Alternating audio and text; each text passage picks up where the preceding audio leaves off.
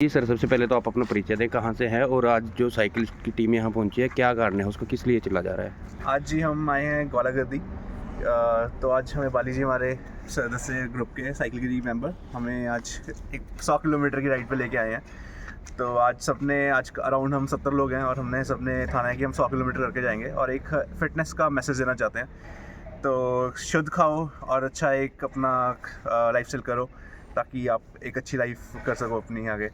हमारे साथ आज हमारे जनरल सेक्रेटरी सर हैं, भट्टी सर, और रुपेश बाली जी हमारे सेंचुरी मैन, जो कि हर रोज़ 100 किलोमीटर साइकिलिंग चलाते हैं। लास्ट 659 डे है कि इन्होंने कोई भी दिन मिस नहीं किया है जब इन्होंने 100 किलोमीटर साइकिलिंग ना की हो।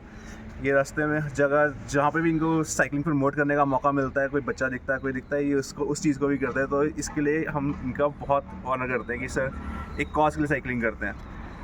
नरेश जी हमारे साथ हैं, BSNL सर, SDO।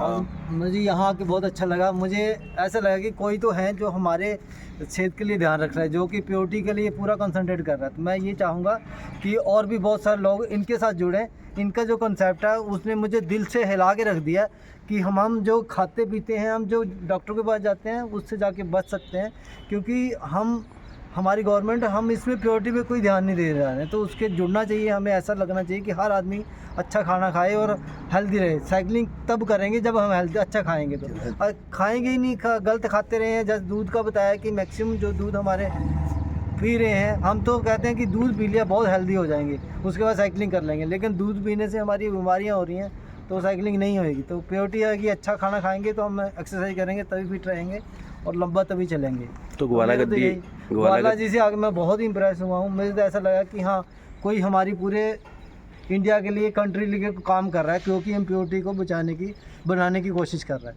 तो क्या कुछ आप लोगों ने यहाँ पे देखा है, आज पहुँचे हो, किस चीज़ की खेती आपको प्रभावित करने के लिए यहाँ पे जो? मुझे तो सबसे अच्छा तो एक तो जो यहाँ सेब के फूल लगे हुए हैं, तो सेब यहाँ भी हो रहा है, हरियाणा में भी, चंडीगढ़ के ट्राई सिटी के पास ही है, तो बहुत ही अच्छी चीज़ है। और दूसरा इनका जो सेटअप है वो भी काफ़ी अच्छा है। जो मैंने इधर देखा, जो सरसों है, पीली सरसों, उसका भी इन्होंने लगा रखा है प्लांट। तो प्योरिटी है, तो प्योरिटी से लगता है कि हमारा बॉडी प्योर रहेगी, हम बीमारियों से बचेंगे। अगर प्योरिटी चीज़ बॉडी में नहीं जाएगी तो बीमारियाँ लगेंगी, डॉक्टरों के पास जाएंगे, दवाइयाँ खाएंगे, दवाइयाँ और हमें बीमार करेंगी, क्योंकि दवाइयाँ एक को ठीक करती है, दूसरे को साथ ख़राब करती है, लीवर पे बहुत ज़्यादा इफेक्ट करती है, हैवी करते हैं, लीवर को ख़राब ही करेंगे। तो हमें सबको ही चाहिए, जागरूक होना चाहिए कि हमें प्योरिटी का जाना है। अगर कोई इम्प्योर चीज़ कर रहा है, मेन मुझे ये है कि हम प्योरिटी चीज़ क्यों नहीं हमारे कंट्री में आ रही है। उसका रीज़न यही है कि हम जो चीज़ें देखते हैं उसका जैसे रेट 50 रुपये है, तो प्योरिटी वाली चीज़ मिलेगी 100 की। तो हम कहते हैं नहीं, हमें डिस्टिंक्शन नहीं कर पाएंगे। तो हमें सबको ही बहुत ज़्यादा एनर्जी इसमें लगानी पड़ेगी, ताकि जो हमें प्योरिटी की चीज़ें हमें मिल पाएँ। थैंक यू जी सर, आज पूरी टीम पहुंची है, 100 किलोमीटर का साइकिलिंग का टारगेट लेके पूरी टीम चलती है। तो आज ग्वालागद्दी पहुंची है, कैसा लग रहा है? आपने यहाँ पे भव्य स्वागत किया है पूरी टीम का। बहुत अच्छा है। गैर मिलावटी खाद्य सामग्री प्रत्येक नागरिक को मिले और प्रत्येक नागरिक तक उसकी पहुंच बने, उसके लिए साइकिल की जो टीम आई है वो बहुत ज़्यादा प्रभावकारी कार्य कर सकती है।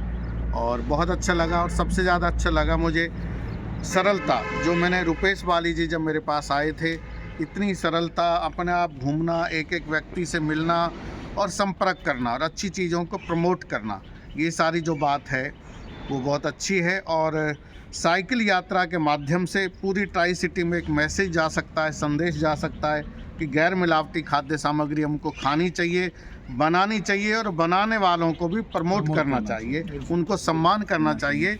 ये सारे काम होने बहुत ज़रूरी। तो ग्वालागद्दी में क्या कुछ किया जाता है? गैर मिलावटी समाज की बात करें तो क्या कुछ यहाँ बनाया जाता है और किस तरह से शुद्धता के प्रति आप लोगों को जागरूक करोगे? ग्वालागद्दी पूरे उत्तर भारत में अच्छे से काम कर रही है। गैर मिलावटी खाद्य सामग्री संग्रह कर रही है, उत्पादन कर रही है, विपणन कर रही है और फिर निर्यात कर रही है। आज हम बहुत सारे मुल्कों में बहुत उच्च गुणवत्ता में आए हुए हैं, और दुनिया में एक सबसे बड़ा जो मॉल माना जाता है सिंगापुर का, मुस्तफ़ा मॉल में प्राउड ऑफ मुस्तफ़ा लिखा है, ग्वालागद्दी का नाम ऊपर लिख करके। तो ऐसे करके हमने काफ़ी वर्षों में विदेशी लोगों में, और सबसे जो अच्छी बात हमने की है कि वेजिटेरियन या नॉन वेजिटेरियन, हम दोनों को समझाने में कामयाब हुए हैं कि मिलावटी खाद्य सामग्री दोनों के लिए नुकसानकारी है और इसको सिर्फ मिलावट से जोड़िए, बाकी बातों से मत जोड़िए। तो उस प्रयास में हम काफ़ी आगे बढ़ रहे हैं और लोगों का सहयोग बहुत ज़्यादा उसमें मिल रहा है। उसमें एक जो मूल बात का ध्यान रखा वो ये है कि गैर मिलावटी खाद्य सामग्री के मूल्य से जो कमाई होती है उसका पहला हकदार किसान है, इसलिए किसान को उसकी वाजिब कीमत मिले। प्रत्येक खाद्य सामग्री जो हम तक पहुंचा रहा है, हम उसके लिए, उसके कल्याण के लिए निरंतर सोचते हैं और वो सम्मान का पात्र बने, वो उससे भी ज़्यादा महत्वपूर्ण है। तो उन सब बातों पर ध्यान चल रहा है। और पिछले दिनों हमने पंजाब में सभी डिस्ट्रिक्ट कलेक्टर से एक अनुरोध किया था कि आप कम से कम 4 पशुपालकों को 26 जनवरी और 15 अगस्त पर ज़रूर सम्मानित करिए, जिससे जो और लोग सम्मान पाते हैं वो भी सम्मान पाएंगे, तो अच्छे उत्पादन की तरफ और अच्छे भावना उनके अंदर जागृत होंगे और वो भी महसूस करेंगे कि दूध उत्पादन का जो कार्य है वो श्रेष्ठ कार्य है, उससे मुझे सम्मान मिलता है, जिससे वो अगली पीढ़ी को दूध उत्पादन में डाल दें। नहीं तो धीरे धीरे पशुपालन से लोग दूर हो रहे हैं, मुंह मोड़ रहे हैं, परेशानी और कठिनाइयाँ महसूस करते हैं और सम्मान भी उनको नहीं मिलता। आपके माध्यम से एक अपील करूंगा जो बहुत ज़रूरी है, दूध उत्पादन और पशुपालन के कार्य में जिस भी समूह के, समाज के, बिरादरी के, धर्म के लोग लगे हैं, उस बिरादरी का आदमी अपनी लड़की की शादी, अपनी बच्ची की शादी पशुपालक के नहीं करना चाहता, तो ये सोच करके कि ना तो इसमें पैसा ना ही इसमें सम्मान है।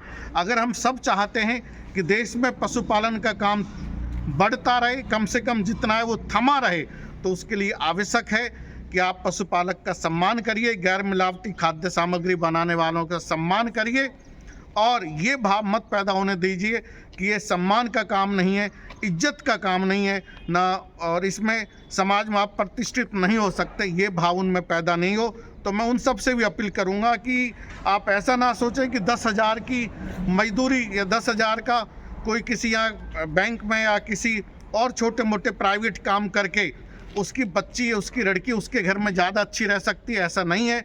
पशुपालक के बच्चे के घर भी उस बिरादरी की बच्ची, उस समाज की बच्ची अच्छे से रह सकती है। इस पर ध्यान देने की बहुत बड़ी ज़रूरत है। तो ग्वाला गद्दी की बात करें तो भारत के अलावा कहाँ कहाँ पे आप लोगों के द्वारा काम किया जा रहा है इस पूरे कंसेप्ट को लेकर? अभी हम अमेरिका में हैं, बड़ी उपस्थिति में अमेरिका में, सिंगापुर में हैं, दुबई में हैं, अलग अलग मुल्कों में, 14 मुल्कों में इस वक्त हम पहुँच चुके हैं और बहुत सारे लोग हमारे संग मिल कर के काम कर रहे हैं। चूँकि अकेले ग्वाला गद्दी उतना बड़ा काम नहीं कर सकती और बहुत सारे लोगों से हम निरंतर संपर्क कर रहे हैं कि आप बगैर मिलावट की चीज़ों का उत्पादन करो, बाजार हमें आपके लिए। आज हमारे पास जितना उत्पादन है उससे कई टाइम ज़्यादा की उसकी डिमांड है और परफेक्ट तरीके से उस डिमांड को पूरा कर रहे हैं। और सौभाग्य की बात यह है कि भारत की agency EIA, export inspection agency से लेकर के दुनिया की समस्त एजेंसी, जिन मुल्कों में खाद्य सामग्री यहाँ से जा रही है, 14 वर्षों के इस सफ़र में एक भी सैंपल आज तक फेल नहीं हुआ है और हम सफलतापूर्वक वहाँ कायम हैं। और हर बार हम कोशिश करते हैं कि जो पिछला हमारा टेस्ट स्टैंडर्ड था, अगली बार वो और सुपीरियर हो, तो उस तरफ बढ़ रहे हैं। हमें यानी कोई लीगल टीम हमें बनाने की आवश्यकता नहीं पड़ी, कोई लीगल 2 पैसा खर्च करने की आवश्यकता नहीं पड़ी, क्योंकि हमारा पहला ही पूरा सोच और चिंतन सबसे नीचे का मेरा जो कार्यकर्ता उससे लेकर के और मुझ तक ये रहता है कि हमको उत्पादन ही श्रेष्ठ से श्रेष्ठ करना है, कि लोग हमसे महसूस करें कि हम उनके आदर्श हैं, तो ना कि हमको परेशान होना पड़े। अगर लोग आपसे संपर्क करना चाहें या ट्राई सिटी की बात करें तो यहाँ पे आपका सेंटर कहाँ पे है, कहाँ पे बस लोग यही आपसे... ग्वाला गद्दी में। चूँकि अभी एक बार पूरा एड्रेस जो है ग्वाला गद्दी का आप बता दें ताकि वीडियो देखने वालों को सही से ये पता चले। ग्वाला गद्दी ग्राम खेड़ी, तहसील रायपुरानी, जिला पंचकुला, हरियाणा में।